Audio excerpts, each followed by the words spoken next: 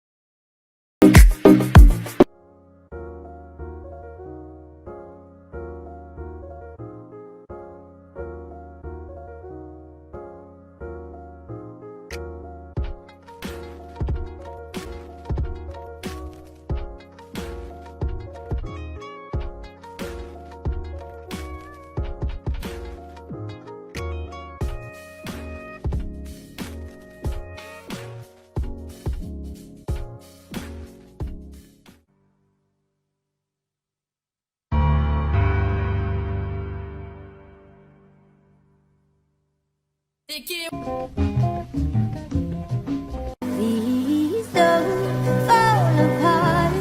I can't face your breaking heart. I'm trying to be brave. Stop asking me to stay.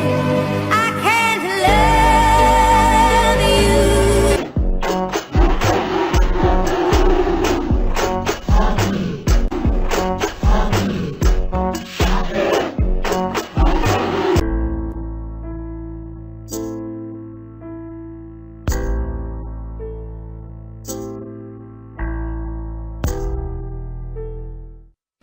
Richard Nzaba Monzari, bonsoir. Bonsoir Agnès. Voilà, nous venons de suivre vos différentes œuvres. Qu'est-ce qui vous fait, quelle est votre réaction quand vous regardez vos différentes œuvres? Eh bien écoutez, je me sens très nostalgique, hein. Je me sens très nostalgique quand je vois toutes ces œuvres défiler. C'est vrai que je viens de très loin et reconnaître certaines de mes œuvres qui ont fait ma réputation m'a fait beaucoup de bien. Et je suis aussi très content de voir que les gens prennent de plus en plus de l'importance à voir que mes illustrations aussi font partie de mon savoir-faire. Parce que depuis toujours, je suis connu comme un artiste qui dessine exclusivement au crayon. Maintenant, je suis en train de faire une transition vers les illustrations, vers le numérique. Et les gens ont l'air de bien apprécier cela. Je suis très content. Voilà, j'ai dit ici que vous êtes également avocat. Nous allons vous poser juste la première question. Qu'est-ce qui vous est venu à l'esprit? Parce que déjà, vous avez un talent, personne ne peut le mettre en cause. Tout le monde, j'ai un talent, je vais directement à l'Académie des Beaux-Arts. Mais vous, à l'UNIKI. C'est vrai. Quand je me présente et que je dis aux gens qui prennent la peine de m'écouter que je suis un artiste et que je suis aussi un avocat, c'est normal qu'on se pose ce genre de questions. Eh bien, c'est à l'université de Kinshasa que j'ai pris conscience de ce talent. Déjà, j'ai fait le petit séminaire au Ndombe. Après le séminaire, je suis revenu ici à Kinshasa, j'ai fait Saint-Raphaël, et puis Saint-Raphaël, j'ai mon diplôme, je suis carrément allé m'inscrire à l'UNIKIN, j'ai réussi au concours, et j'ai également vécu au Home pendant tout mon cursus universitaire. Et à un certain âge, comme tout homme qui s'y respecte, on a envie d'être autonome. Et le seul talent que j'avais qui pouvait me rémunérer à ces moments-là était le dessin. Donc au début, pour payer un peu le syllabus, tu t'es dit, voilà, j'essaie dessiner, qu'est-ce que j'ai fait? J'ai choisi, voilà, pour payer mes syllabus, mes frais, je dessine pour quelques amis, quelques familles, pour un peu avoir quelques sous. C'est ça la première idée. C'était pas aussi évident que ça. C'était pas aussi évident que ça. D'abord, il y avait un problème. J'avais besoin d'être autonome. Et dans un auditoire de 1500 personnes, et que les gens apprécient ce que vous faites comme dessin, il a fallu que je puisse juste les rendre payants. Et quand j'ai commencé à avoir 3000 francs, 5000 francs, 10 000 francs, il y a un déclic, bien sûr. Donc, comment je peux dire, votre idée, votre ambition, votre passion, voilà les mots que j'ai cherchés, votre passion dans l'art. Aujourd'hui, vous avez tout un atelier des dessins et autres, est venu juste avec l'idée de facturer un peu les dessins à vos camarades de l'Unikim. Oui, on peut le dire, oui. Au début, j'aime beaucoup dessiner. J'ai toujours aimé dessiner. Il a fallu que j'aie ces besoins pour comprendre que tu pouvais entreprendre avec mon talent.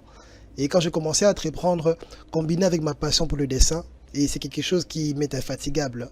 Et c'est comme ça que j'ai commencé à progresser calmement, oui. Et quelle est la place du droit dans votre vie aujourd'hui? Disons que l'art maintenant occupe une très grande partie de ma vie. Et le droit pour moi est maintenant complémentaire. Je ne dis pas que ce n'est pas important parce que je tiens toujours à ma qualité d'avocat. Je suis avocat au barreau près le barreau de Maïdombe et je sais d'ailleurs le bâtonnier, Maître Mputo. Et je suis toujours avocat parce que je tenais vraiment à avoir ce diplôme, à avoir cette licence, à avoir ce droit de citer en tant qu'avocat. Mais je ne pouvais pas non plus me lasser de ma passion pour l'art. Raison pour laquelle vous verrez dans ma présentation, je me suis défini comme étant un spécialiste sur les problématiques liées aux droits d'auteur. Sur la question. Exactement. Donc, quand j'étais buté à ces conflits-là, de comment est-ce que je pouvais continuer en tant qu'avocat, tout en étant un artiste, eh bien, j'ai embrassé ce cursus du droit où je serais le plus à l'aise. Et en tant qu'artiste, les droits d'auteur est quelque chose que je manie plutôt bien. Voilà, c'était ça même la question que j'aimerais déjà entamer. Je demande à la régie d'un peu illustrer ces œuvres que nous venons de suivre quand il parle. Monsieur fait illustrer ces œuvres que nous venons de suivre tout à l'heure. Oui. Pourquoi avez-vous choisi? Bien sûr, vous êtes allé à la faculté des droits et à l'université de Kinshasa. Il y a plusieurs filières, il y a les droits, je sais pas, les droits constitutionnels et autres, mais vous avez choisi les droits d'auteur. Pourquoi? En soi, il n'existe pas une spécialité à l'université sur les droits d'auteur. Moi, j'ai fini en droit public interne. Ah, Et j'ai défendu sur la protection du patrimoine culturel. Comprenez par là que c'était pour moi un bain vers la culture. Et quand j'ai fini avec le droit, j'ai décidé de me spécialiser dans ces secteurs-là parce qu'il y avait également un problème que j'avais reconnu en tant qu'artiste. Et en tant qu'avocat, je m'étais dit, tiens, pourquoi pas ne pas apporter ma pierre pour essayer de résoudre ces problèmes-là. donc, votre travail cadre directement avec notre thématique d'aujourd'hui, qui est Exactement. culture et art en RDC. Est-ce une priorité pour le développement? Est-ce qu'aujourd'hui, on nomme un Premier ministre, il s'est dit, pour moi, la priorité, c'est, voilà, je mets la culture. Pensez-vous, c'était ça aussi l'idée que vous avez lancée, vous avez étudié cette question? Parce que aussi voilà, les secteurs des droits d'auteur et peut aussi renvoie aussi beaucoup de recettes à l'État congolais. Je n'ai pas vraiment connaissance de combien génère le secteur culturel dans ce pays.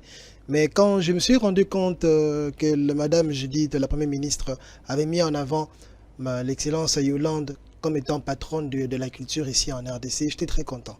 J'étais très content parce que c'est une dame Vous qui la est connaissez? déjà, pas personnellement, mais il m'est déjà arrivé d'exposer et de la voir passer. Elle est écrivaine, donc naturellement elle est aussi une artiste, on peut le dire. Donc c'est quelqu'un avec qui on a déjà échangé quelques mots, mais je ne la connais pas personnellement. Mais j'étais content de voir qu'on avait enfin quelqu'un qui était du domaine, qui avait ces secteurs-là en main. Et lorsque j'ai participé dernièrement à une conférence organisée par la DACO, où son directeur de cabinet adjoint, Maître Théo, nous a fait part de différents axes du ministre, j'étais très content de voir que il y avait beaucoup de points que j'ai toujours soulevés en tant qu'artiste, en tant qu'avocat, qui, j'espère qu'à des jours qui viennent, seront résolus. Et comme ma question était de savoir, est-ce qu'aujourd'hui, on peut penser que la culture peut faire partie intégrante l'un des plus grands secteurs pour le développement de notre pays? D'abord, La culture et art en général. Exactement. Moi, je pense très sincèrement que la culture et l'art, disons la culture de façon globale, peut contribuer énormément au développement durable de ce pays ici. Pour ne citer qu'un seul cas concret, prenons le tourisme culturel par exemple. Si nous mettons en avant la mise en valeur de nos différents sites culturels, pour ne citer que ceux-là, si nous mettons en avant le musée, nous mettons en avant tous ces différents sites culturels qui sont un peu partout dans ce pays ici. Parce que la RDC renferme un très grand nombre d'histoires. Et il y a de ces lieux qui attirent forcément l'attention. Mais il y a de ces milieux qu'on ne peut pas accéder pour des conflits de guerre et tout ça, pour l'inaccessibilité. Si le ministère de la Culture mettait premièrement en avant les différents sites touristiques, nous allons premièrement générer beaucoup d'entrées dans ces secteurs-là. Et si on ajoute en plus de cela la diversité culturelle de ce pays, eh bien, il y aura un boom. Dans un pays où on veut mettre en avant les secteurs culturels, eh bien, c'est un pays qui est destiné à être développé. Tous les pays qui se disent développés ce sont des pays qui ont mis en avant leur capacité culturelle. Parce que la culture est un secteur où le moyen de base est inépuisable. La culture, c'est ce que nous sommes. Voilà, la culture, c'est ce que nous sommes, vous venez de le dire. Rentrons dans votre secteur de l'art. Est-ce qu'aujourd'hui, vous avez des facteurs ou des difficultés que vous exposez au gouvernement pour qu'il y ait un peu... Est-ce qu'il y a d'abord une étude dans les secteurs de l'art proposée au gouvernement pour que le gouvernement ait un œil sur les secteurs de l'art? Malheureusement, non. Malheureusement, non. Et je pense que la responsabilité est partagée. Je ne peux pas me permettre de me tenir devant la caméra, devant une chaîne aussi connue comme la vôtre, pointer du doigt juste que le gouvernement est irresponsable. Je dis qu'elle est partagée, pourquoi? Parce que nous, les artistes plasticiens, je suis un dessinateur et les dessins est un art plastique, nous les plasticiens, nous n'avons pas ces réflexes de créer un corps commun pour que notre voix puisse se faire entendre. Lorsqu'on voit les musiciens être pris en considération, lorsqu'on voit les artistes de scène, de théâtre, de comédiens et tout ça être pris en considération, c'est parce que ces derniers se connaissent entre eux, se partagent des opportunités et peuvent d'un commun accord saisir des autorités, chose que jusque-là, nous, on n'a pas le réflexe de faire. Vous plaidez qu'il y ait une association des dessinateurs, l'association des artistes dessinateurs de la RDC, c'est ça, du Congo. C'est un rêve, bien sûr, mais on peut commencer déjà par être une association des artistes plasticiens. Aujourd'hui, quand vous expliquez à quelqu'un ou à un profane que le dessin est une discipline distincte de la peinture, il a du mal à comprendre. Moi, je connais des élèves à moi qui sont de l'Académie des Beaux-Arts. Pour eux, ils sont convaincus que le dessin n'est qu'un cours de base qui doit échelonner vers la peinture. Chose qui est faux. Moi, je n'ai jamais touché à la peinture et pourtant, j'ai vu de cela. Et je connais beaucoup d'artistes qui sont experts en peinture, mais aujourd'hui, dans mon atelier, font du dessin. Comment pouvez-vous dire que le dessin est un cours de base alors que c'est une discipline à part entière aussi? Déjà, entre nous, on a du mal à se comprendre. Il faut d'abord que nous puissions discuter entre nous et réfléchir comment notre discipline à nous, comment l'art plastique peut contribuer au développement de ce pays, au même titre que les musiciens et les acteurs. Toutefois, l'idée peut provenir de vous. Vous commencez avec l'idée, vous connaissez vos différents confrères, vos différents frères artistes. Vous vous dites, voilà, avocat, ordre des avocats, médecin, ordre des médecins, journaliste, UNPC, Union de la presse nationale du Congo,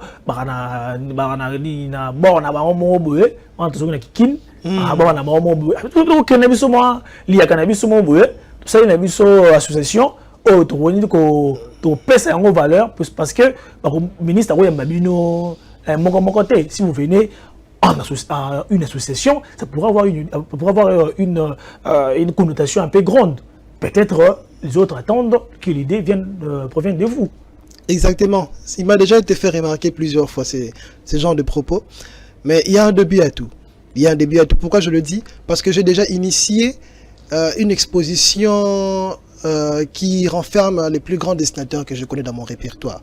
Quand j'ai fait asseoir tous mes amis, j'ai dit, Yaya, faisons un truc pour que les gens comprennent que le dessinateur existe. Il y a au total maintenant 12 exposants. On va exposer bien sûr avec les sponsors, la Fondation Léo, que je salue aussi. Et ces 12 dessinateurs, on a compris le vrai problème et on s'est dit, on ne peut pas seulement décider de faire une association, il faut d'abord se faire remarquer. Et dans cette exposition-là, il n'y aura pas que des artistes connus. On a également ouvert la brèche à tous les jeunes dessinateurs qui puissent postuler à un concours et les gagnants pourront également exposer avec nous. Ce qui fera qu'à la fin de l'année, en décembre, quand on va exposer avec la Fondation Liolo, il y aura un total de plus de 24 dessinateurs qui vont exposer, chose qui n'a jamais été faite jusque-là. L'objectif, c'est d'abord, premièrement, attirer l'attention sur les potentiels de ce que nous pouvons faire. Mais cela n'empêche qu'il y a ici en RDC des collectifs, des artistes engagés, comme au Centre culturel André Blouin, il y a un collectif. Et j'inviterai d'ailleurs beaucoup des artistes d'aller s'enregistrer, parce que si nous sommes un seul corps, nos voix peuvent se faire entendre. Il n'y a aucune conférence, encore exposition organisée formellement par l'association ou par des parrains dessinateurs.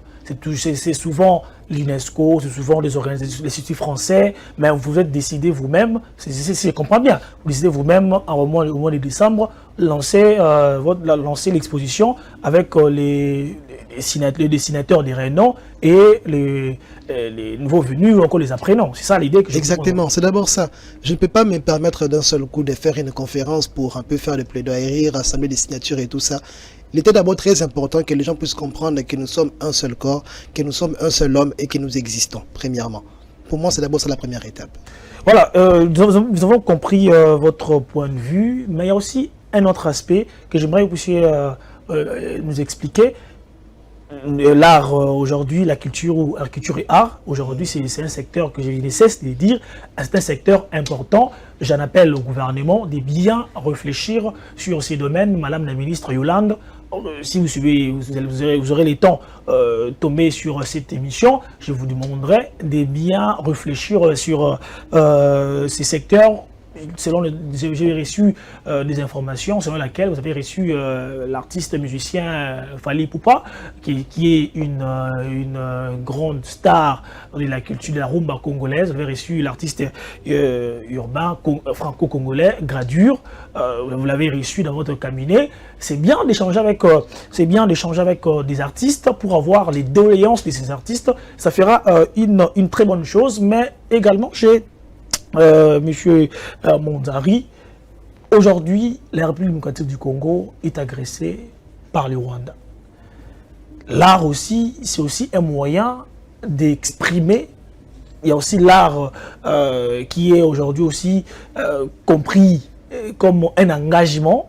Je citerai, pour ne pas les citer, M. Kadima, qui fait des dessins avec Kumdana, Croix Kagame, plusieurs œuvres de votre frère. Pensez-vous aussi qu'aujourd'hui, l'art peut aussi jouer dans la situation qui vit notre pays aujourd'hui? Bien évidemment, dans ce contexte-là, l'art peut servir pour faire entendre d'abord nos doléances et ce qui se passe ici en RDC. L'art, ce n'est qu'un outil de communication, si on peut le dire. En soi, l'art ne peut pas vraiment changer les gens. L'art ne peut que prévenir les gens sur ce qui se passe réellement ici au pays. Avec l'artiste M. Kadima, par exemple. J'ai déjà eu l'opportunité, au début de cette année ici, de travailler avec lui sur un projet. Il y a une grande organisation, la Tricontinentale, qui a examiné de plus près l'origine des mots de la RDC. Nous étions avec lui, on a travaillé sur ces projets-là. Nous avons réalisé un certain nombre d'illustrations avec la Tricontinentale. Et nous avions l'opportunité d'avoir accès à des informations vraiment exceptionnelles pour que nous soyons assez outillés et grâce à notre renommée, nous puissions communiquer autour de nous sur le vrai problème de la RDC et comment nous appréhendons les pistes des solutions. Sincèrement, on ne peut que communiquer ce qui se passe, on ne peut que dénoncer. Et grâce à l'influence que nous avons autour de nous, les gens prêtent attention à ce que nous faisons. Mais le plus grand problème, c'est d'abord les exécutants. Que fait le gouvernement concrètement pour pallier à ces problèmes-là? Et c'est là que nous, on est limité. Mais vous cessez de parler. Étant congolais, vous voyez vos frères être tués par l'armée rwandaise et par les groupes armés, malgré que le gouvernement continue de marteler sur la pression diplomatique pour un peu dénuer la situation. Vous, en tant que Congolais, vous voyez ça, vous dites que non, on ne va pas s'arrêter, on continue. Vous aussi continuer pour ne pas dire que non, le gouvernement est en train de balbutier sur la question. Et vous êtes fatigué. Nous ne sommes pas fatigués, mais nous avons l'impression que dénoncer ce qui se passe à l'Est est un phénomène de mode ici à Kinshasa. Je vous le dis pourquoi? Parce que c'est maintenant comme un phénomène. Bendele Koyate, luttant contre l'iPhone 16 et tout ça. Il y a ce genre de courants qui se font par-ci, par-là. Mais concrètement, personne ne s'y met. Moi, je suis très triste de constater ici à Kinshasa qu'il y a des jeunes qui ne font jamais de marche quand il y a des coupures d'eau, quand il y a des coupures d'électricité, il ne faut pas de marche. Et pensez-vous que parce qu'il y a agression, c'est vraiment des Borotambola. C'est triste. Alors nous, en tant qu'artistes, on ne peut que dénoncer cela.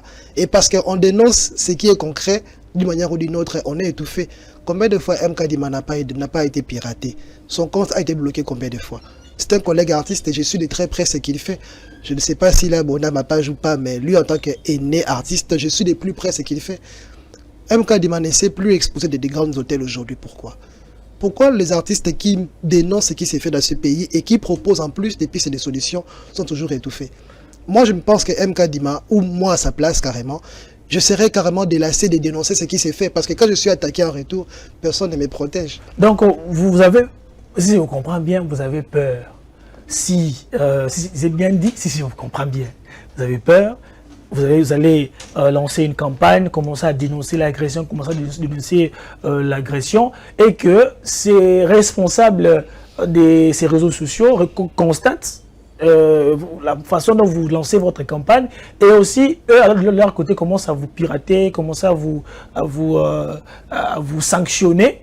Maintenant, il n'y a pas un retour de la part de ces gouvernements où vous vous battez contre les agresseurs, c'est ça Nous n'avons pas peur, mais nous avons très mal.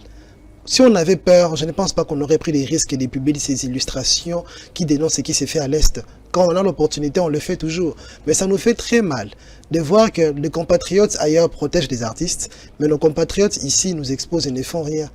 Moi, si ça ne dépendait que de moi, je pense que des personnes telles que MK Dima, c'est vrai que c'est un artiste comme moi, mais c'est quelqu'un qui devait être élevé à un certain rang. Parce que rien qu'avec ses illustrations, il arrive à attirer normalement de l'attention. Nous, on apporte une pierre, bien évidemment, mais prenons simplement son cas, pour ne pas me citer moi-même. Prenons simplement son cas. Dans n'importe quel pays, il serait honoré, mais où est-ce qu'il en est maintenant? Et qui se demande qu'est-ce qu'il fait maintenant? Et ça fait naturellement peur auprès des artistes qui sont profanes, qui aimeraient se lancer comme nous dans cette lutte contre la dépravation, dans cette lutte pour dénoncer ce qui se passe à l'Est. Ça leur fait peur. Mais nous, qui sommes déjà dans le bain, ça nous fait juste mal. Mais on n'a pas peur. Vous n'avez pas peur. Mais c'est aussi une façon, cher ministre, cher gouvernement, de suivre de telles recommandations. Il y a un artiste pareil qui expose dans des grandes conférences. Vous avez, je vais revenir avec ma logique. Vous avez dernièrement, votre œuvre, si j'oublie pas la conférence, a été sélectionnée quelque part pour être affichée quelque part. Je sais pas, vous avez si vous donnez quelques informations, vous avez exposé lors d'une conférence, parmi vos œuvres, il y a une a été choisie. Disons que je participe à beaucoup de conférences, je participe à beaucoup d'expositions. Je ne sais pas de quel vous voulez dire concrètement, mais je présume que vous parliez de la Tricontinentale où j'ai travaillé avec MK. Voilà, c'est ça. La Tricontinentale est une association, est un organe d'études internationales qui a pour vocation de réunir plusieurs scientifiques, plusieurs docteurs, plusieurs chercheurs et surtout plusieurs artistes. C'est une association qui a compris que l'art est un outil de communication et il traite étroitement avec des artistes. Et c'est une association qui est vraiment suivie par beaucoup de gens dans le monde entier et qui impacte réellement dans des pays où ils font des dossiers d'études. Je vous recommanderais en tout cas de faire des recherches sur ces personnes-là, parce que ce sont des gens très sérieux qui nous ont fait confiance. Et ce sont des gens qui m'ont contacté, bien sûr, par les billets du Centre culturel André Bloin, où je travaille actuellement. Et c'est là que j'ai eu l'opportunité de travailler avec MK Dima, et même les grands caricaturistes, les grands dessinateurs de bande dessinée, Maître Barli Barouti. Donc j'ai eu l'opportunité de rencontrer plusieurs grands dessinateurs pendant ces moments-là. Et ça m'a rassuré de savoir que nous étions nombreux, bien que nous n'étions pas connus. Voilà, je continue ma logique. Chers membres du gouvernement, chers ministres de la Culture, ce sont des cas à traiter. Nous avons des priorités dans ces pays.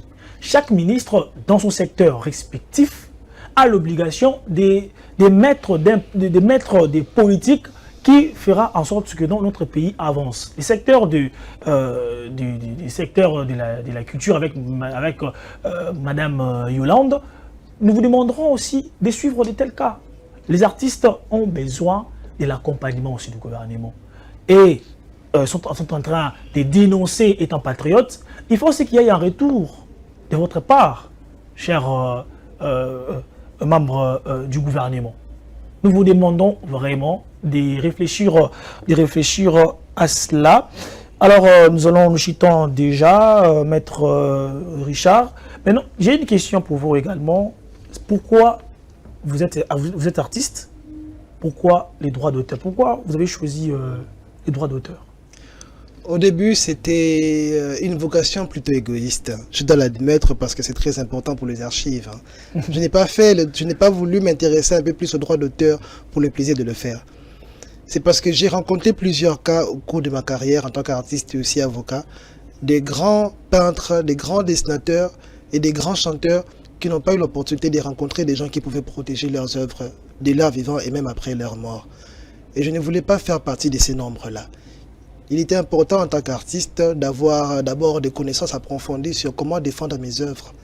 Et au fur et à mesure que je m'interrogeais sur la question et que je prenais des réponses, je me suis dit, pourquoi pas être spécialiste sur la question et approfondir cette leçon-là. C'est vrai qu'aujourd'hui, nous ne sommes pas nombreux. Je ne connais pas beaucoup d'avocats qui se disent spécialistes dans ce secteur-là. Je pourrais peut-être citer le maître Mouabi, là, qui est le cordon de la DACO.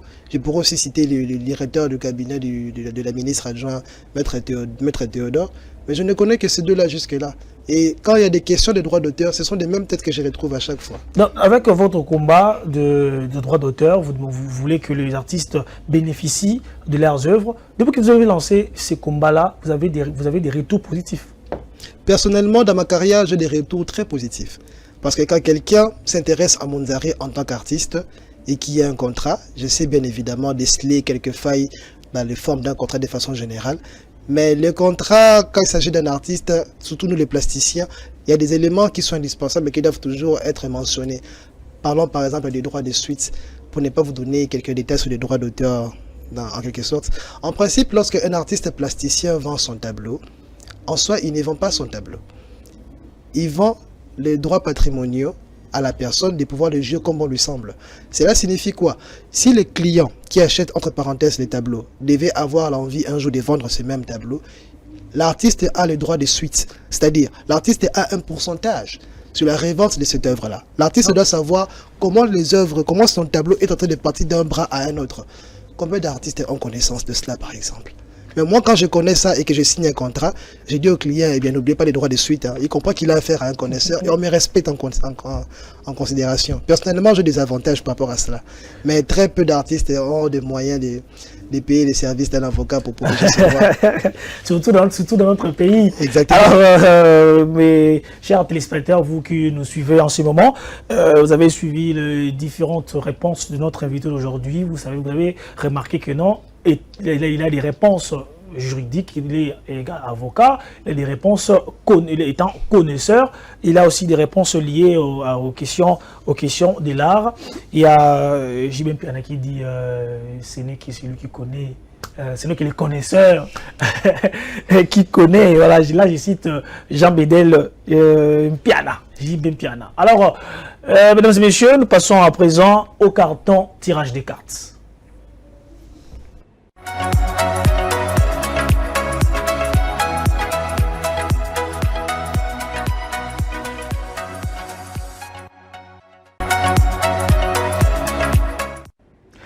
En ce moment, voilà, nous sommes habitués plutôt à nous déplacer pour choisir. Voilà, vous avez 4 cartes à choisir rapidement. Parce qu'on me signale déjà que non, on n'a pas assez de temps. Il y a le journal, il y a le chef d'édition Guillet Capondo qui est là, il me signale déjà que non, il faut quitter le plateau, il y a le journal. Alors, vous allez choisir les cartes ici, vous allez lire à haute voix et répondre. Ce sont des questions. Hein. Je ne m'y attendais pas. Hein. Mais ça, là, c'est surprise en fait. Bonsoir. Vous avez déjà été victime du goumet? Du goumet. Oui, du goumet. Le goumet, comment vous définissez ça? Apparemment, vous n'avez pas l'idée du goumet. Bon. C'est-à-dire le goumet. C'est un terme ivoirien. C'est-à-dire, vous êtes en couple avec votre copine et Ah oui, tu 24 ou 24. Ah, Déjà. dans le sens où on a. Ça soit déjà. Bon, je pense que si Fernand Bona Lingala, est-ce que déjà va boyanga? Voilà. Ça ne m'a pas si. Bon, bon, c'est vrai que je ne suis pas non plus un très grand charmeur. Hein. Je n'ai pas connu beaucoup de relations privées, mais déjà va boyanga, déjà oui. Ça en est. Déjà va boyanga pour manque d'ambition. Oh, et ça, Là, mon cher, moi, en tout cas, bon, dans le balanga mingité, mais il m'est déjà arrivé à l'université d'aimer profondément une femme. après, monsieur, Et puis il m'a fait comprendre que Rich, il faut cola. Voilà l'ambition. J'espère que tu me vois maintenant. La question beauté aussi, on entend comment on a été. ah, ça, le bon, ça va passer. Ah mon cher, on a un enfant. Aïe, aïe, ma ouais. Déborah, Monzaria, comme artiste. Hein? T'as là, ambition, ils allaient dans. Voilà, c'était ça, Goumen. Il reste une carte. Encore? Oui, il faut 2 cartes. Eh, Ngaye. Bonsoir. Avez-vous déjà été frappé par la diarrhée en pleine réunion? Mais bien sûr. C'était Déjà comme il a d'avoir des problèmes de digestion en pleine réunion. Et pas non plus en pleine réunion, mais en pleine exposition. Oh là là. Oui, imagine imposer une opportunité qu'on vendre œuvre notre prénom de Boussoua Mindele. Il faut expliquer œuvre dans nos autres il faut autorité. Ah mon cher Tika. C'est déjà arrivé, c'est ridicule, mais ça arrive à tout le monde. C'est ça l'année. Qui m'inquiète la quitte. Oui, il m'est déjà arrivé de manquer de vendre des tableaux parce que j'avais mal au ventre. Et depuis, j'ai pris des précautions, bien sûr. Voilà. La question est mystique, hein. Voilà, moi ça me fait énormément rire. Ah, bah, je vous imagine en train d'exposer et du coup, on a toka toka. Bon, c'était plus des stress, hein. Des stress combinés avec des maux de ventre. C'était compliqué. Des souvenirs. Voilà, ça n'est fini pour aujourd'hui, mesdames et messieurs.